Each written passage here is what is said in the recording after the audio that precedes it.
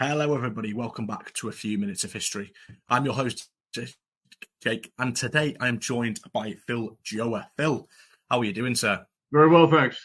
Excellent. Now, Phil is a Vietnam War veteran, and he wrote the book Danger Close, a Vietnam memoir, which I have a copy of, and it was an absolutely fantastic read. So, first things first, I'm going to plug your book for you, Phil, and tell everyone if they've not had a copy of your book, definitely find yourself a copy because it's well worth a read. And I read it in, I think, about 2 days, back cover to cover.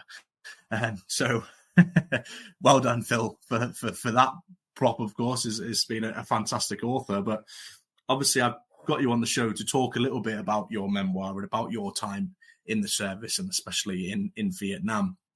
But before we start talking about that, how did you find the process of writing the book? Because I know a lot of guys, when they come back from war and conflict and things, often it takes them a long time to pen a book. How did the process go for you? Well, it's been over a half century since we had that combat experience. So I like to tell my friends that some of those episodes that show up in the book are as fresh as they were last week, and I can't remember what I had for dinner last night, that kind of thing. But it's the sort of thing that afflicts a lot of us. It sort of burns the memories into your hard drive memory. And when we started to go into the sequester from this virus about 4 years ago, I sat down and decided that I was going to write this book. And it's a fairly easy book. It was a fairly easy book to write because I'd done all of it, and it's an arc of experience from a little boy growing up in the Army and then going through all that experience in training and at the Virginia Military Institute, going through Ranger and Airborne and Pathfinder, and then in the 82nd Airborne, and then going to Vietnam. So all that stuff really is very sequential, so it's very easy to write. No, absolutely. I mean, did you find it cathartic at all to be able to finally write about your experiences, or did you just feel like you needed to get pen to paper? Well, I have to tell you that I think I had to use the term suppression. I think I had suppressed a lot of the grimmer memories of what I had experienced in Vietnam for all those years, and then when I wrote the book, a lot of them came back out, and so I'm experiencing a lot of dreams at night these days, sort of re-experiencing some of the things that I talk about in the book. And by no means did I go into any of the grisly details in the book. I think you'll notice that I try to stay kind of back objectively and describe some of the things we saw. But I didn't want to scare anyone by writing about what we really saw on the battlefield, or, for example, at Hue, digging up the victims of the executions that the North Vietnamese and Viet Cong had committed when they occupied that city. So it was a cathartic experience. I think I reawakened some of those memories, but we're dealing with it. It's nothing serious. It's just dreams. That's all. Yeah.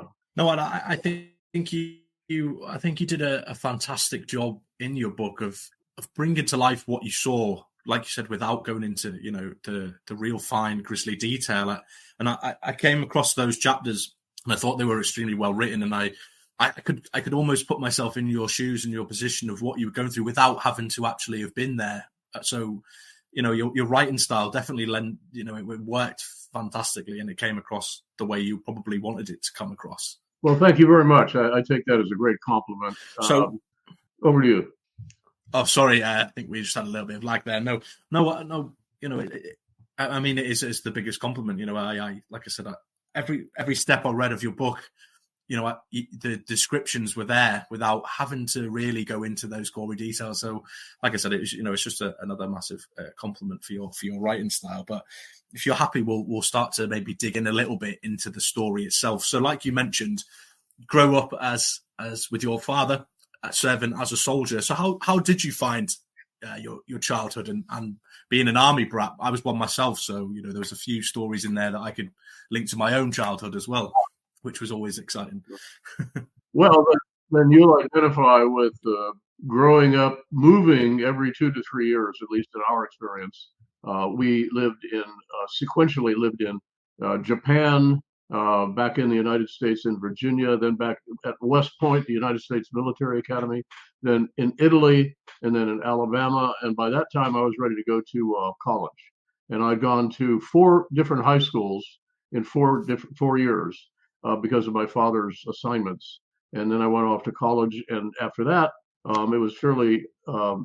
Again, I was in the Army as an officer, so I went where the Army needed us. And growing up in the Army was a great experience. I really enjoyed it. And I hope your experience as a British Army brat was the same thing. No, yeah, I absolutely loved it. The same as you. Moved around every couple of years. Germany, mostly Germany and England for us. Wasn't anywhere as exciting as Japan and Italy and things like that. But I still had some fantastic memories, and I think growing up in different cultures as well is a fantastic experience for any child. But yourself, how did you find Japan, America, Italy, all very different countries with very different cultures. So how did you find that experience as a child? Well, it was great.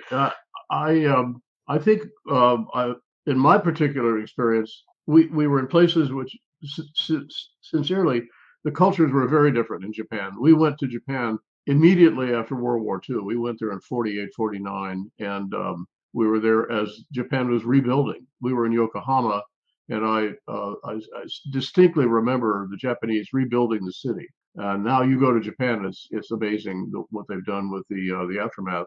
Italy was my family is Italian by origin. My father spoke fluent Italian, and he was in the American OSS, which is the equivalent of the SOE in Britain in World War II, and he worked with Italian partisans in northern Italy against the Germans. So when we went to Italy, we traveled back over a lot of the places my father had fought with the partisans, and we lived in a beautiful area, just actually in a suburb of Pisa by the beach. We were literally 1 block away from the beach. A very tough assignment for 3 years. It was great. Really enjoyed it. And then at West Point was a very different experience as well. It's the equivalent of Sandhurst, as you know, and we were there as my father was one of the instructors there, and the opportunity came to meet President Eisenhower. My father he had the ability, I think, from OSS to get behind anybody's security. So he introduced me to Douglas MacArthur when we were in Japan, President Eisenhower when we were living at West Point, and to the American cowboy star Roy Rogers. We were at New York City at a big rodeo, and he got me behind the security, and there was Roy Rogers, my childhood idol, sitting on a fence getting ready to go out in the arena. And we chatted with Roy, and his wife, Dale Evans, was there as well. It was a very interesting experience. Really enjoyed it. Well, you mentioned a good point, your father being in the OSS. I mean, again, going back to the book, you talk really well about your father's experiences and how I really enjoyed the parts where you're talking about your own experiences and what you thought maybe your father would have done in those times. But like you said, it came in handy for sneaking behind, almost enemy lines in certain other areas as well. He really was. He was amazing. He was an amazing individual. I really loved my mom and dad very much, and I was very, very fortunate to have them as parents. But my father could create these things out of the most amazing situations where, for example, a couple of the things I point out in the book is that we were going to go fishing one day, and we needed worms. And so my father rigged up some little thing from the basement and came out and plugged it into the household current. And probably do this in UK to get electrocuted, but and watered the lawn and then stuck a piece of iron in there and with these rods. And within 5 minutes, the worms were popping out of the ground. My dad turned off the current and put them in a can and said, "Let's go fishing." Fantastic. Amazing thing. Very impressive. So from an early age, did you always want to be in the army? Was it something that you always wanted to do? Yeah. Yes, I did. Back in the days when they would ask us what we wanted to be in elementary school, and kids would go, "I want to be a fireman," or I want to be a pilot, and there were no astronauts then, so nobody wanted to be an astronaut. I was saying I want to be an army officer, and my friends would go, "What?" So yeah, I was always headed toward the army. So and again, obviously, you mentioned there being an officer. Was that something that you planned to do as well from a young age? Did you want be like your father and lead men? Not obviously Yeah, just yeah, being a. yes, I did, definitely. I wanted to be in the infantry, which is probably, people would say that's a suicidal sort of an approach, but I really did. I wanted to be a paratrooper. I wanted to be an infantry officer, and I didn't know whether I was ever going to be asked to take part in action or in combat, because you just can't look down the road. But I definitely wanted to be an officer in the Army. So when you obviously become a teenager and you go off to military college, how did you find that experience? It was a trial. A 4-year military college is definitely a trial, because I went in at, I was barely 17. I think I was one of the youngest men in my class. And 4 years later, I came out almost, just barely 21, and second lieutenant. But it was a very interesting time. I went to the Virginia Military Institute. I did not go to West Point, because I always understood my strengths and weaknesses, and I wasn't terribly strong in math. And at West Point, it's a civil engineering and a lot of mathematics, and I wanted to focus on history. So I went to the Virginia Military Institute, which has a terrific history itself, and studied history for all 4 years. And then that enabled me later in life to go on to the Foreign Service Graduate School at Georgetown University, and then after that to go to Stanford University in the business program. So becoming a history major, I think, was the right decision. Yeah, absolutely. So obviously, when you graduated, what was the next step for you then? Was it straight to airborne training or infantry school? It was. In fact, 4 days after graduation, I was reporting into the 82nd Airborne Division in North Carolina. And I mentioned in the book, I wasn't airborne qualified. I wasn't parachute qualified. And my first company commander was a Cuban, Cuban-born who had been at the Bay of Pigs, and treated me in the first interview with a very offhand attitude about the fact that I wasn't parachute qualified. He had every man in his company was parachute qualified, and no one would follow me until I was parachute qualified. And he banished me to Fort Benning to go to the Airborne School, and said, in addition, he said, don't come back without the Ranger tab, which is a 9-week program, 24/7. And I think that he actually expected he'd never see me again. But I survived all that and reported back in 3 months later, and was welcomed with open arms. It was amazing. I become one of the fraternity. So just backtracking slightly, how did you find Airborne School? Because I mean, personally, for myself, I couldn't think of anything worse than just jumping out of an aeroplane. I'm not the best with heights at the best of times. Never mind sort of standing in a plane and sort of jumping out of it. But how did you find it? Because obviously you mentioned that you wanted to be a paratrooper from a young age. So was it like the culmination of your life sort of goals at that point? It was, in fact. When you're 21 years old, you can do anything. And the airborne course was 3 weeks long. The first week was just ground week, getting to tumble and all that stuff. The second week was tower week, jumping out of the various towers they had. And the third week was really the airborne parachute. You do 5 qualifying jumps in the third week. And I really enjoyed it. I thought it was great. It was terrific training. We started in the pre-dawn with these ridiculous calisthenics and running, and then we went through the training in the rest of the day. And we jumped. My first jump was from a C-130 Hercules transport. Those were two daytime jumps, and then 2 jumps from the C-141 Starlifter, a big jet, and then another jet jump daytime, and that qualified us.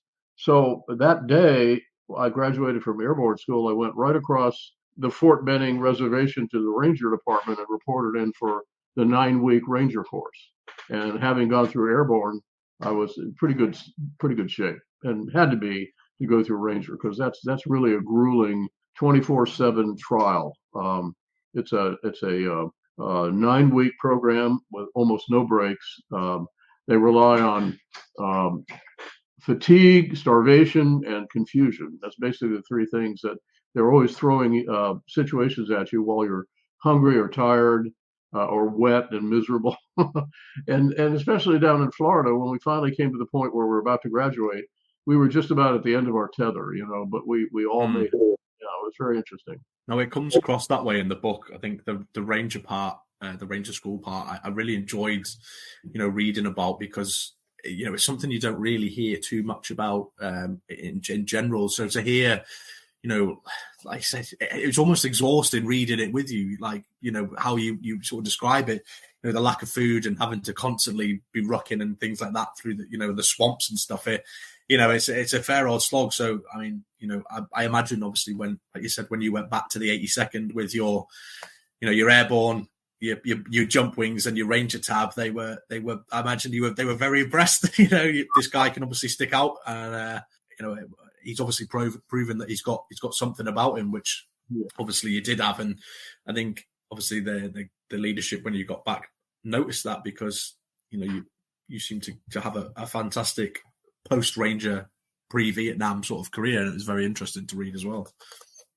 It was in the 82nd Airborne Division. It's 15,000 men, and now it's has women, but in those days it was 15,000 men, paratroopers, prepared to go anywhere in the world. And from the general commanding, the 2-star general commanding on down, almost all the officers were Ranger qualified, and a good number of the NCOs as well were Ranger qualified. And that really stood us in good stead in some of the missions that we were given immediately after my coming back to the 82nd Airborne, and then before being deployed to Vietnam in February of 1968 during the Tet Offensive. But in fact, we had jumped into Florida at night with full equipment in January of 68. And I remember we were on operations in Florida when they just canceled everything because all hell had broken loose in Vietnam. And they withdrew us to Fort Bragg, and within 2 days, we were on the way to Vietnam. It's just like that. So how did you feel when you got told that you were going to Vietnam? Was there a sense of dread, anticipation, excitement, all three? I think it was a sense of closure. I was going to Vietnam one way or the other. I mean, I was already on orders as an individual officer replacement, that I was going to be going to Vietnam in about 6 months. But because of the Tet Offensive, that was all canceled, and I went to Vietnam with my unit, actually, in my infantry platoon. I was a platoon leader for 36 soldiers who were also paratroopers, and about 2/3 of them had already been in Vietnam once. So they were going back for a second tour. I was going for my first. And I hate that term tour. I actually treat that in the book. I think that's a very offensive term to those of us that fought in Vietnam, because it's almost like Thomas Cook and Sons, the travel agency, arranged a tour of Vietnam. Today they talk about deployments, but to talk about a tour, it wasn't a tour. We were being seen, we were going to fancy places. We're in the jungle. So definitely a tour is the wrong word to use. So obviously you mentioned that some of the guys had already been to Vietnam. Were they very helpful to yourself when you got out there? Yes, they were. And in fact, my platoon sergeant had been in Vietnam once with the 101st Airborne Division, and 2 or 3 of the NCOs had been with either the 101st Airborne or the 173rd Brigade. Those were airborne units in Vietnam. And you remember in the book, there's a discovery of that mass grave outside Hue. One of my NCOs, Sergeant Torres, who had been in Vietnam with the 173rd, discovered that grave, and then we had the experience of digging up all the victims, and what we experienced after that was pretty grim. So, if you're happy, would you be happy to talk a little bit about that time? So, yeah, certainly. I don't have any trouble with that. We were on the north side of the Perfume River, which runs down along the south side of the city of Hue. Terribly misnamed, by the way. It was anything but perfume. It was pretty muddy and very dirty. And in combat situation. We were moving along the north side of the river out to the west of Hue, and we'd been in the suburbs of Hue for about 4 or 5 days. And we had just cleared one of these large Buddhist tombs and had talked to the monks that were at that tomb and asked them if they'd seen any enemy. And of course, they weren't about to get involved one way or the other. So they said, no, and I had a little bit of French and they spoke French. And they said, hadn't seen any enemy, etc. So we moved out from there, and Sergeant Torres saw what we found later, a bone sort of sticking out of the ground. And it turned out to be the elbow of one of the women who'd been killed and shoveled into this grave.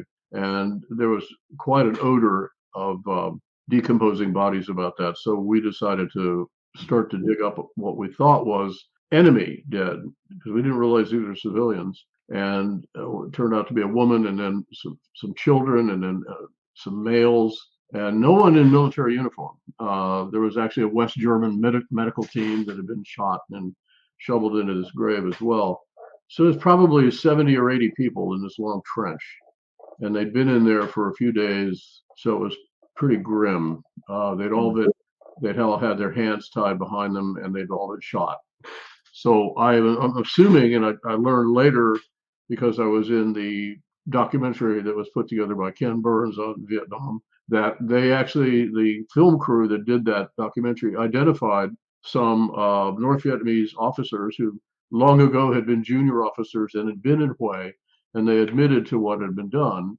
And that was that when they occupied the city, the Viet Cong infrastructure in the city had lists of sympathetic people to the South Vietnamese government, families of soldiers in the South Vietnamese army, and they rounded all of those people up and basically killed them all. And by the way, the grave that we found was just one of many that were found after that battle around the city. But we found one of the first.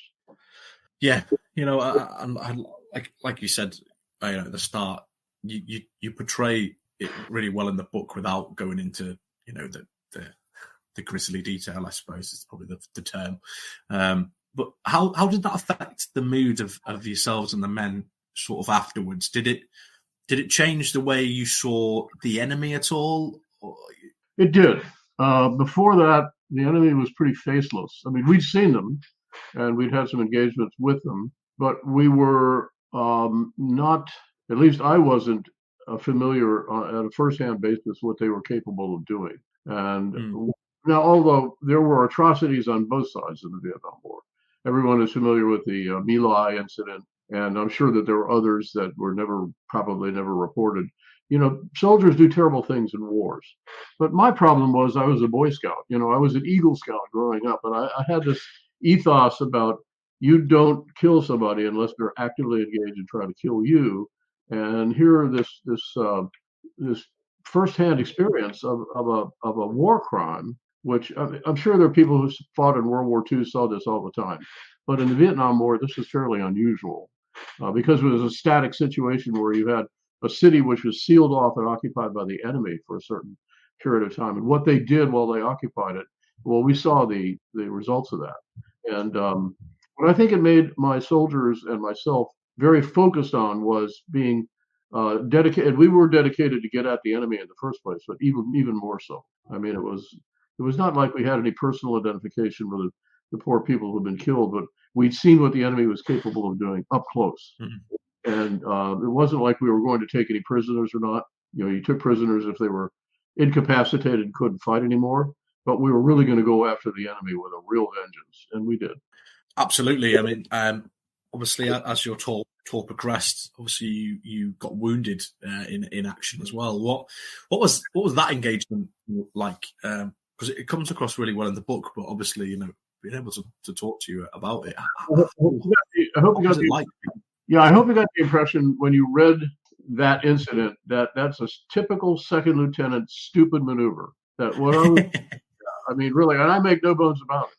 I got shot because I made a mistake. I should have been killed. But it was a night situation, and we were dug in. We had moved very, very late after dark up onto this ridge, and we had dug in fighting positions along the length of this ridge. And at about 2 a.m, I decided to check my platoon perimeter sector, the company perimeter, and I didn't take anybody with me. I was carrying a radio and an M16 rifle, and I was moving between one position and another. And there was a defile or a draw coming up into our position from below, and coming up that draw was an enemy unit. And I don't think they knew we were on that hill because we'd gone in on top of that hill at night.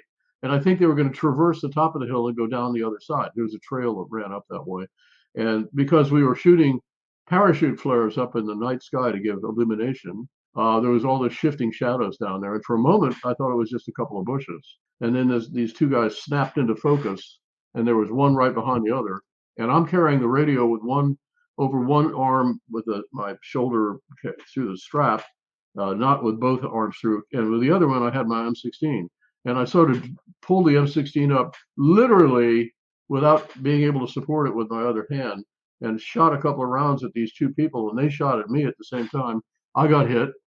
I went down. They went back down the hill, obviously, because they didn't expect that there was an enemy unit or American unit on the hill.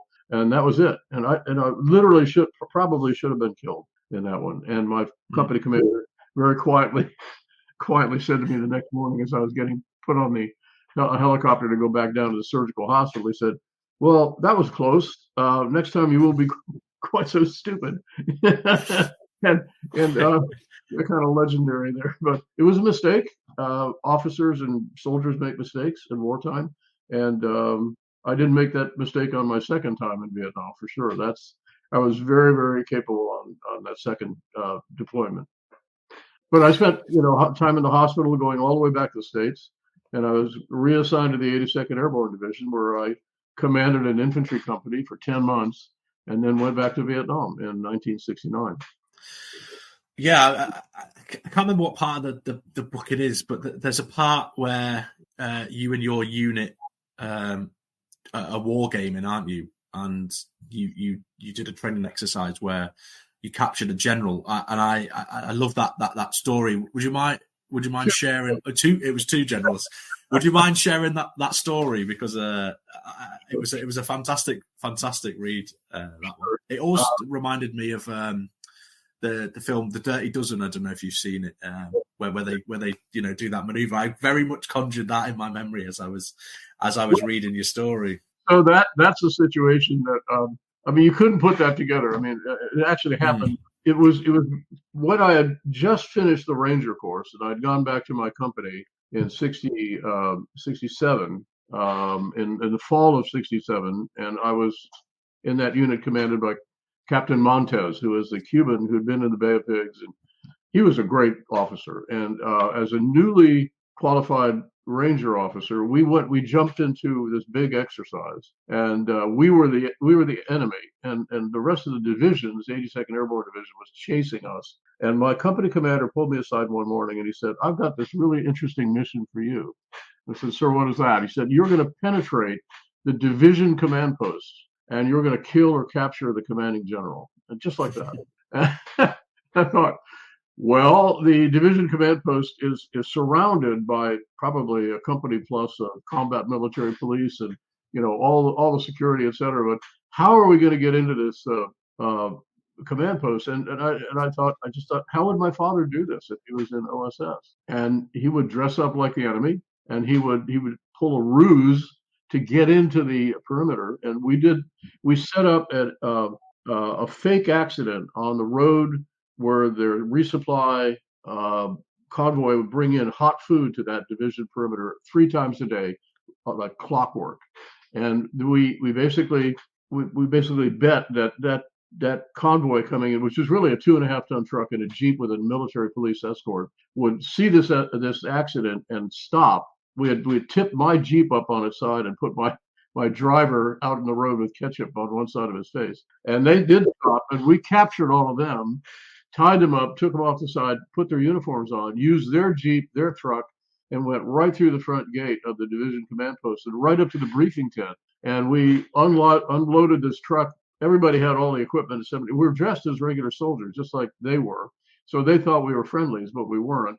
We went into the briefing tent, and there was General Dean, who is the 2-star general commanding the division, and General Throckmorton, who is a 3-star general commanding the corps to which the division belonged. And I went in there. I had a little plastic pistol. This is another part of it, was we weren't allowed to carry regular 45 automatic pistols, because when you parachuted, they'd flip out of the holster and they'd be lost, in quotes, right? So on leave at Christmas time, I bought one of these really realistic toy pistols at FAO Schwartz in New York City. And I was carrying that because I didn't want my men to be jumping in with real weapons and I wasn't having anything. So I'm holding this pistol in the air, literally like the muzzle up, like a real gun. And I said, "Gentlemen, you're either my prisoners or you're dead." And General Dean got a bit angry, and General Throckmorton said, "No, he's got us, John." And he said, let me see that pistol. He said, there's a division directive that you're not supposed to carry weapons in the field, 45s. I said, sir, this is a toy. And the general goes, toy? So this 3-star general and 2-star general spent about 2 minutes working the slide on this thing and commenting on how realistic it looks, and maybe they could get on. At one point, General Throckmorton said, John, it isn't going to work. If the media finds out we're buying toy weapons to the 82nd Airborne, just let the lieutenant go. And I said, good afternoon, sir, and I saluted and just left.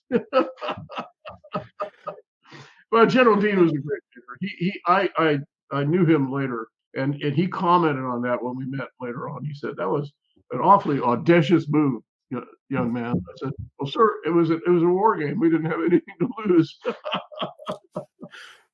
Really enjoyed it. Yeah, I was when I read that part in the book, I was like, I've got to ask about that, because it was fantastic. And yeah, you can't make that stuff up. I mean, it really was. And my soldiers capturing generals with toys. Yeah, my soldiers really enjoyed it. I mean, that was the talk of the battalion after that.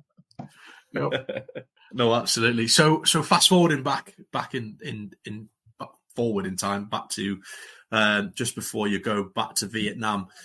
When were you told that you were going to be going back? Again, were you feeling a bit apprehensive after what happened last time, or were you sort of raring to get back into it? Well, I knew that I was going back to Vietnam the day that I was released from hospital from having been hurt the first time. At that point, the clock began running, and you had 9 months before you were going back. Now, as a regular officer, we were being resent to Vietnam in a 9-month increment. So I knew I was going back to Vietnam. What I had seen in the first time indicated that my chances of being wounded or killed on the second one, since I had volunteered to go to this very, very experienced combat unit, the 1st Air Cavalry Division, which was in a lot of the major battles. So I literally sold my car. I broke an engagement that I had to be married with a young lady because I didn't expect to be coming back, and went to Vietnam. And that was it. And that's how I felt on being informed that I was going back to Vietnam. Actually, going back, you mentioned that. Sorry, I just had a little technical issue there. So, obviously, when you're going back, you mentioned that you would be joining, the 1st Cavalry. What was that like, knowing that you weren't going to be with the 82nd with paratroopers, you're going to be with Air Mobile? Did that change how you viewed things, or was it, you just take it as it comes? No, I took it as it comes. I volunteered to go to that division because it had a terrific combat record. And I knew I was going to a situation where, with an air mobile infantry, which is really light infantry carried by helicopter, I knew that we were going to probably be in the thickest of the fighting. And I was actually, that was my job. I was a regular officer. I was going to a combat unit, and arriving at that unit, I mean, it was very clear that, to use the American baseball term, we were in the National League right there. They were one of the toughest combat units in the country. 101st Airborne, 1st Cavalry Division, some of the 1st Infantry Division. Those are the ones that were doing the fighting. And I volunteered to be in a combat unit, and this is one of the foremost of the combat units. Yeah. So obviously, I spoke to Robin Bartlett, who was also in the 1st Cavalry as well, and he sort of said the same. They were a unit that was in the thick of it pretty much throughout the whole entire time. So, for yourself to volunteer for that, obviously, shows the bravery that you had to want to go back into the thick of it and join a unit that was in the thick of it as well. So when you get to Vietnam, at this point, because you'd commanded a company, hadn't you? So things slightly changed for you. They did, and I think there's an incident that I reported in the book. Going out to that battalion as a replacement officer on that morning, there were 2 other officers. We were all first lieutenants at this point on that helicopter, and we all reported to the battalion commander, who is a terrific soldier, West Point graduate, Colonel Peterson, and all 3 of us were standing in front of him, and he sort of started with the fellow on the far end and asked him what he wanted to do in the battalion. and that gentleman asked for a position which would keep him out of the field. So he would be at staff back at the battalion and not go out to the troops. And he was an infantry first lieutenant. And the colonel, you could see, was not very impressed with that. And then the second fellow actually asked for a job at brigade headquarters, which is away from the battalion, even further back in the rear. And the colonel was really not happy with that. And then he asked me what I wanted to do. And I had commanded a company, and I said, I'd very much like to have command of an infantry company. And he said, well, they all seem to be commanded by captains right now, and you're a first lieutenant, but I see that you've had 10 months of command in the 82nd Airborne. He said, as soon as one of these companies opens up, you'll get it. And he said, you go with this sergeant, get on the helicopter, you're going to Alpha Company right now. And I did. And as I left, I heard the colonel say, and now as far as you two, and no one ever saw them again. I mean, I think he just waved his magic wand and they disappeared. No one remembers them. He didn't want them in the battalion. That's crazy. Infantry lieutenants not wanting to do their job, really. So, yeah, they were both. I have to say, they were both incredibly articulate in how they asked for those particular positions. You could tell that they discussed it between them, and this is what they were going to ask the colonel for, and they did. And I literally, I think they were committing career suicide as lieutenants, but there it is, So obviously you went out to Alpha Company. How were you greeted on arrival, being an 82nd Airborne, guy, but also having a tour under your, or a deployment under your belt as well? How were you greeted by the cavalry guys? Well, that unit had been in the field for weeks when I flew out to join them. I went out to that company on a helicopter with a mail, freshwater, rations, and a replacement or two soldier. And I was treated as though I didn't know what the hell I was doing until I proved myself, basically. Even with all that experience, they'd been in the field for soldiers had been in the field for months, and that company had been on that operation for weeks. And I was arriving as a new replacement. They didn't know anything more about me than the fact that I had just asked for a company command as a lieutenant. And one of them said, we thought you were like John Wayne, asking for the company when we already had a company commander. Well, anyway, it was a good company, a very good unit, good soldiers. So did your doctrine change at all? The fighting style between the two units, was it much change for you to get your head around? Well, the difference between the two was the 82nd Airborne going to Vietnam during the Tet Offensive the year before, when I was a second lieutenant, was an orphan company or orphan unit in country. It hadn't been in combat. The 82nd had not been in combat since World War II, except for the Dominican Republic in 64 or 5. And this was the first time a unit in the 82nd was actually in the field in combat. So we were learning our way. And there's a number of things I point out about that in the book. The 1st Cavalry Division had been there since 1964 or 5 and had taken part in some of the biggest battles in the Vietnam War. And the unit that I was in was a very experienced field unit. And so it was a completely different experience. And they had procedures and policies that had been honed and perfected over months and months and months in the field. And you just fell neatly into that as an infantryman. It basically spelled the sort of training we'd had, but took it to another level. And they operated very much like a good football team by hand signals, not a lot of yelling or screaming, that sort of thing. Just hand signals, very quiet, very patrolling, looking for the enemy. And when we did find the enemy, it was just massive firepower and artillery. And I point this out in the book. We had everything on our side. We had automatic weapons. We had heavy artillery in direct call. We had air if we needed it, air support. The enemy didn't have any of that, except there are some places where they could get us at a disadvantage in the element of surprise, which is one of the 9 principles of war, is one of the biggest things on your side. If you can ambush a U.S. unit and you're ready to fight them, they could be very tenacious, very tenacious. And they had 2 choices when that happened. They either came in close, which is where the title of my book comes out, and I'll talk about that in a second. They came in so close that you were belt buckle to belt buckle of the enemy, and it was really hard to use artillery because they were so close in. And when you call for artillery in that particular situation, you tell the guns that you're danger close, so they can adjust. They know that they're right up against the enemy, or they would break contact and try to get away. And I saw plenty of situations in both of those that applied.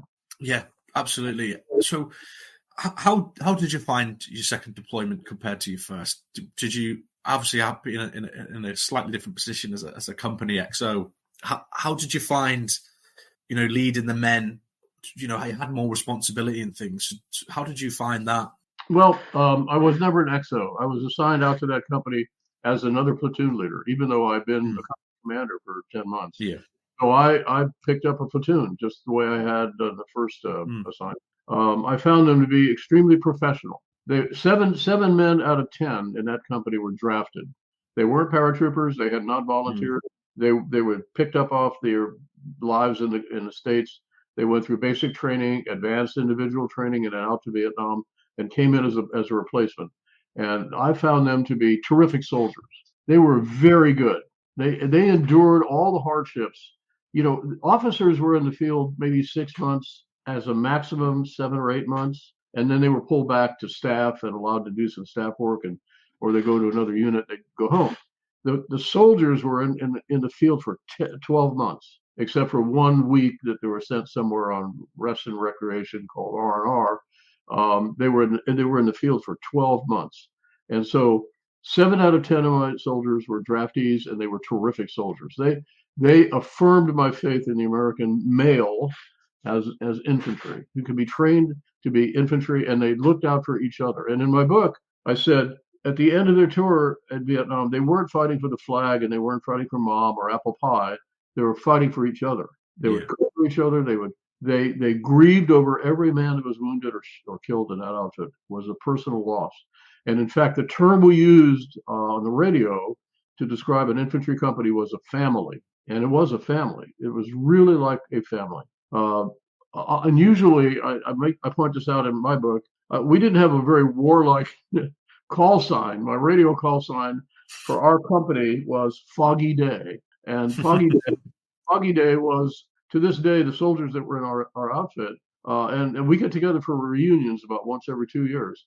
They call it the Foggy Day family, and it was a great unit. I really was privileged to command that unit, and I was very, very affirmed in the ability of America to deploy soldiers from the men that were in that outfit. Very few of them were airborne qualified, very few, and almost none of the soldiers were Ranger qualified.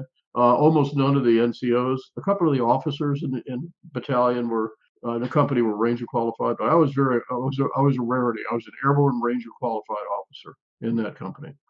I'm going to ask a question. I don't know if you want to answer it, but what's it like being a leader and losing men, either killed or wounded? How did that affect you, not just on a personal level, but as a leadership level as well, knowing that you've lost guys with experience or particular skills? How did that affect you in your first and second tour? Did it get easier? I mean, I was never an officer, so I could never put myself in that position. But how did it affect yourself? That's a very good question, and I've never actually been asked that question that way before.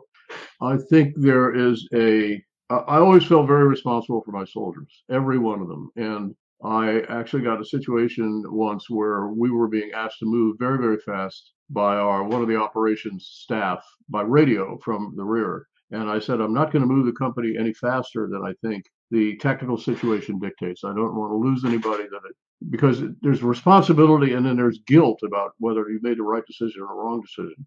And my battalion commander came on the radio himself and said, find a landing zone big enough to take one helicopter, and I'm going to fly out. We need to have a talk. And I'm going, well, if I'm going to be relieved, I've made the decision on my own. This is my decision. And my battalion commander, who is a really great soldier, came out, and we sat on this log, and he took his helmet off, and he said, Phil, what you need to understand is the mission is most important. He said, it's good to be worried about your men. It's not good to be so worried about your men that you affect the mission. We're going to lose soldiers in this war, and the enemy is going to lose soldiers in this war. And every one of those is a cost of fighting to win the war. And I thought, well, here's an officer who's a veteran of Korea and he's in Vietnam. He's a lieutenant colonel. So fine, if that's the policy, that's the policy. Then he flew away. And I hadn't been relieved, but I think it was like one of those Dutch uncle sort of talks.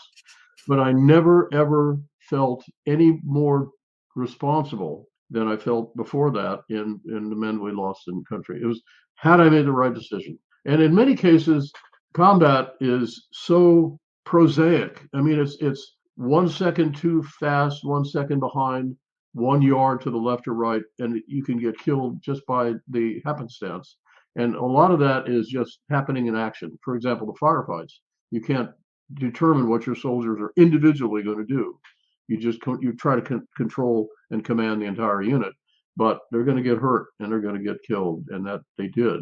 And every one of them was like a personal loss. I still think of it, did I make the right decisions in those situations? And in the firefights that we got into, and many of them, at the first burst of firing, everybody disappeared because you're in thick jungle. And your job as a leader is to move, to find your leaders and move so that you can control the action. And now I had not only myself, but I had 2 radio operators with me, a forward observer from the artillery who was a lieutenant, and his radio operator. So now we've got 1, 2, 3, 4, 6 people in the command group moving to where I was going, right behind me.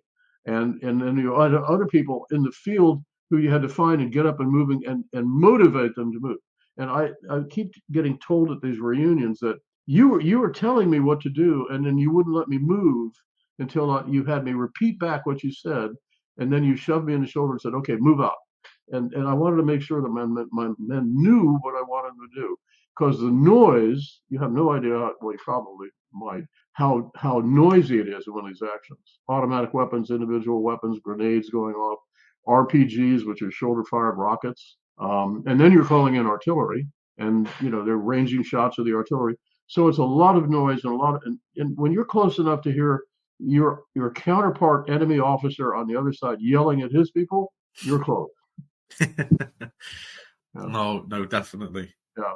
But I hope I describe a little bit of that. It's just no. This other instance where you get so focused on what you're doing that you're really not paying much attention. I'm looking at this map in my hand in one of these actions, and these bits of leaves are raining down on the map, and I couldn't understand what was happening until I realized they're being clipped off by enemy fire just overhead, and I thought, okay, time to get down. Time to get down. So obviously you came home from your second deployment, and I asked Robin a similar question. Back in the States, obviously a lot's been made of the protests and the peace movement and things. Did you ever encounter anything like that when you came home? Rarely, but there were a couple of instances where, on one instance, somebody said, "Where have you been?" And I said, "I've been in Vietnam," and said, "Serves you right." And I went, "Okay, that's fine. It's a First Amendment right for somebody to say whatever they want." In my case, I was a regular Army officer. I came back. The Army's attitude was, "Good job. Now you're going to one of these advanced courses, that the advanced infantry course, and then you're going to go get a master's degree, and that's on the Army." But my soldiers who had been in Vietnam came back. They were deposited back in their hometowns, back in the middle of all that, without any of the support structure that I had as a regular officer, and they had a really hard time. I mean, they really, in these reunions where we get together, they talk about how they were treated, even in their own hometowns, and there was a terrible antipathy toward the war, and individually people would take it out on the soldiers. And it wasn't until the Gulf War, when our soldiers went in with massive firepower and overwhelmed Saddam's army, and then came home and were treated with that sort of welcoming attitude that we had. And that's where that term, "thank you for your service," developed. There was none of that in the 60s and 70s when we came home from Vietnam. I have to say the media did a good job of making each of my soldiers out to be some kind of horrible war criminal. And it was just really heartbreaking to see that happen. How did that make you feel when you saw the guys coming back from the Gulf War being greeted almost as heroes when perhaps, like you said, you were treated as well, a lot of your soldiers were treated almost as criminals for being drafted, something completely out of their hands. How did that make you feel? I felt that the country had finally come around to recognizing their soldiers. I didn't feel I didn't feel that I was owed anything by the country when I came back, but I was really, really delighted by how the soldiers were treated. In fact, I remember, and I was a businessman at that point, very active in business, and I was transiting to Denver Airport, and there were 2 or 3 soldiers who obviously had just come back from that war, and they were being greeted by their families, with the kids and the families and everything. I just thought it was fantastic. I just, people were clapping and they were patting them on the back, and I just walked by in my suit. I just thought, at last, these people are getting the recognition they deserve. I really felt good about that. That's a really, really nice answer. I think that's a nice almost way to sort of wrap up that experience for you. But how, when you came home, how did life go on for you after you left the army? Did obviously your experiences, you had some positive times in the army, but also a lot of rough experiences as well. How did you adjust to becoming a civilian and to having a normal life, I guess? Well, those are 2 different things. Yeah. Be a civilian, but yet have a normal life. I mean, in my case, I left the army to go to graduate school at Stanford, and I went to the graduate business school, and literally I resigned my commission in 1975, and 4 days later I was at Stanford, and literally I was one of the older people in my class. Most of them had come right out of college or had a few years of experience in business and then gone to graduate school, and I'd been 10 years in the army and then was going off to business school. So the difference was that I think that 2-year graduate program at Stanford was good as a sort of a decompressing period to sort of come out of being a soldier and in the army and then going on to business. And I went on to the business after that. And I think I was interviewed for the Business School magazine about 3 or 4 months ago. And so what's the difference between business and what you knew about the army? I said, well, here's the thing. In business, when somebody tells you they're going to do something, it's not a matter of life or death. Nobody dies because of the decision that you make about a balance sheet, or a product. And when you ask somebody in the field in the army, it is a matter of life or death. And one of the most important things that I remember from the army is the phrase, "I'll be there," or "we'll be there," or "you're going to get the support," and you got it. And because it was a matter of life or death. But in business, it's not that way. And because today, such a small percentage of our population as Americans are serving in our military, there's a big disconnect between our soldiers and our population. And so that's one of the things it's very difficult, because our foreign policy, soldiers don't choose their wars. They go where their government sends them to fight. And you have to have the faith that your government is going to send you somewhere where your life or death makes a difference. I mean, when you join the service, you give the government a blank check on your life. And when they decide to call that check in, it may be the difference between you living or dying. And that happened in my case, and in the case of my generation. No, absolutely. And like you said, your generation gave a great deal of your blood to your country. And I imagine, I hope that many of you are now sort of getting the recognition and the not attention, that's the right word, but the sort of the recognition that you fully deserved and maybe didn't get at the time. So and things like you. Yeah, some of the interesting things is that the soldiers today, the ones who are on active service, or the ones who have been to Afghanistan or Iraq, etc., they regard those of us who fought in Vietnam as their antecedents. We were before them in combat. It was a different war, but our experience was important to them, because we're in fact, many of the lieutenants, my fellow lieutenants from Vietnam, became 4-star generals. They were big generals in the army, and they were in the army after Vietnam, and so they commanded and helped create the army that came out of the Vietnam War. At the end of the Vietnam War, the army was pretty heavily hit by race, drugs, morale, readiness. All those problems were there. And then by the time the Gulf War came, that had all been changed, and it was a very professional army again. I mean, I grew up in the army of the 50s, which is the army that fought the Germans and the Japanese and the Italians, etc. I grew up in that army because all my father's friends were all World War II veterans. That army changed, and I'm a military historian, so I say the army is a different army at different times. And my army that I grew up in was not the army that I fought in, and that army was not the army that I left when I resigned, and that army was not the army that was retrained to go to Gulf War. And that army today is a completely different army from all of those. It mutates. No, absolutely. If you could sum up your experiences in Vietnam in a sentence, how do you think you would sum it? I mean, a sentence might not be there. You might need more than that, but how would you sum up your maybe your army career in general? Well, I was very proud to serve. That experience that I had in both the army and in the States and in Vietnam was a life-changing situation. I don't know what I would be like today had I not had that experience. I mean, for example, if I had never gone to Ranger and gotten that tab, if I had never been a paratrooper, and parenthetically, people say, "Wow, a paratrooper, what was that?" I said, "I've always looked at paratroop as a way to get to work." And they go, "What?" I said, "No, that's it. I mean, we didn't have the helicopters in those days that could take him to any place we needed to go. We had a global mission. You're going to fly halfway around the world, jump out of an airplane with everything that you're going to fight with when you hit the ground, and there you were." And they're going, "Well, isn't that romantic?" And I said, "What's romantic about that? I mean, that's a way to get to work." They just can't understand it.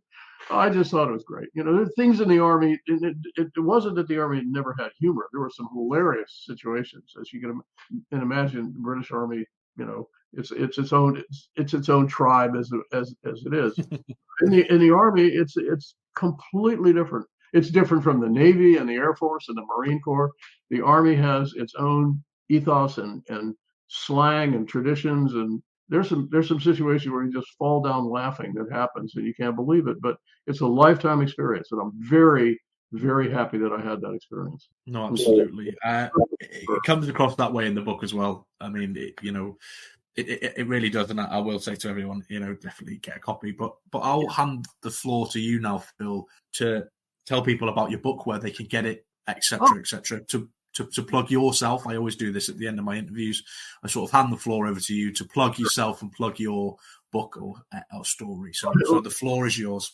Thank you. Here's what I'll ask you to do: is hold the book up so people can see it. You have that book?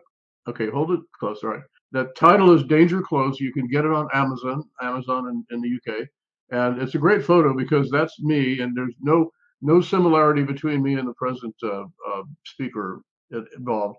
And behind me here is my radio operator. He's from South Carolina, and his name was Fripp, Fripp, and he was always worried about getting hurt. And he was a paratrooper. This is in the 82nd Airborne. I kept saying, we're volunteers. We're here in action. This is what we train to do. And his attitude was, "Well, if you say so, sir." So, and it was true. He was a great soldier. I mean, just like all the others, they were wonderful. That book you can get on Amazon. I think it's probably been discounted by now. It's in its second printing, which I never expected it to be that successful.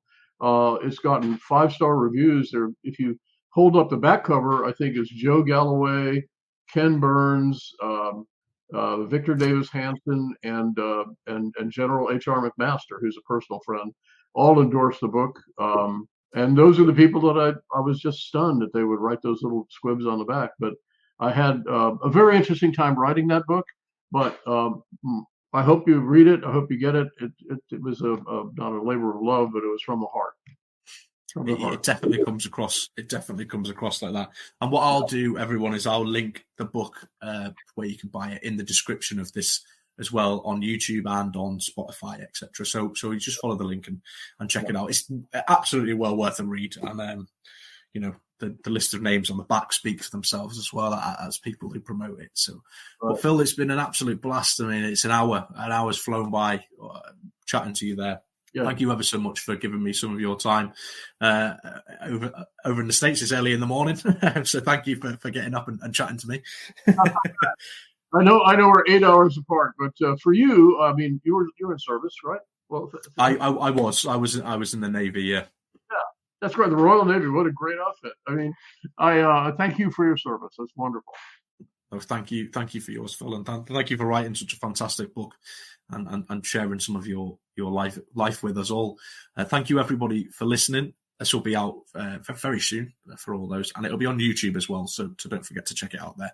Thank you all for watching and listening. We'll see you on the next one. Cheery bye. Thank you. Bye-bye.